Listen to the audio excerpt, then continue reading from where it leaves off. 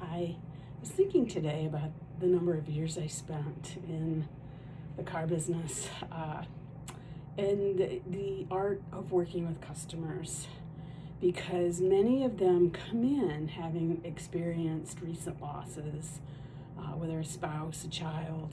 I've had a multitude of those happen, both as a salesperson and as a sales manager. And to give an example of what to look for and what to recognize when you encounter someone, if you're in the retail world or even in the general public and you encounter someone, it's good, decent advice to have. So I'm going to use the example of an older lady. She came in by herself. It was very obvious to me that it was her first time coming in without her spouse. And she had a very young salesperson, and he came up to me very frustrated because she was argumentative and she was, in his words, crazy. And I said, take a step back. Here's some questions to ask. I said, what did she say to you? Well, she told me that she didn't need her husband to buy a car.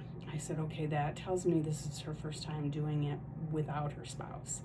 So for whatever the situation is, that's not your business. Your job is to listen to her, to be kind, and to work through those defenses by being kind and patient. So if this is her first time doing this on her own, she's going to be defensive. She's of the age where, wasn't that long ago, once upon a time, at least in my world, it didn't seem that long ago, there was a time where you had to have your husband's permission to be able to get credit. So I reminded him of that because he was young and that was not a part of his reality. So that was one instance, and he did, thankfully, what I advised and treated her well, sold her a car. She gave him a hug, said she'd be back. So it was a great experience. I've dealt with people as a salesperson too who've recently lost loved ones, whether a child or a spouse, through death, through divorce. And they're a very defensive group as a whole. Some of them disclose way too much information. Some of them are just looking for somebody to be nice to them and to listen to what they have to say. So the same advice that I give to you as people who are witnessing grief of someone that you love, you will at some point in time likely come across someone in your life who you are a witness to their grief, and it may be somebody you don't know at all. And there are a variety of ways that people cope with that. They either disclose too much, they disclose nothing, and they're just angry and sad, and it's written all over their faces. So take a step back, take a deep breath, listen to what they are saying, and more important, listen to what they're not saying. Because in those instances, especially if you're a retail, whether it's car sales, whether it's appliances, whether it's, doesn't matter what it is, could be furniture, could be any of those things, could be clothing.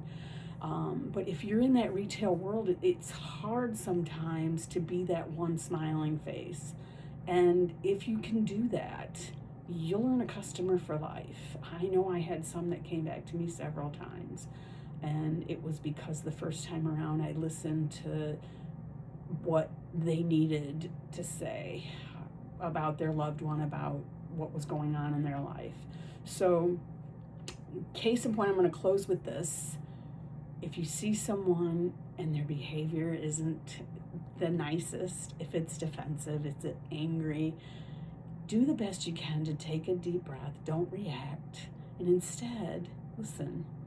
Listen and try to respond with calm and kindness, and you'll earn some respect, if nothing else. You may not, but at the end of the day, you'll respect yourself for having done so.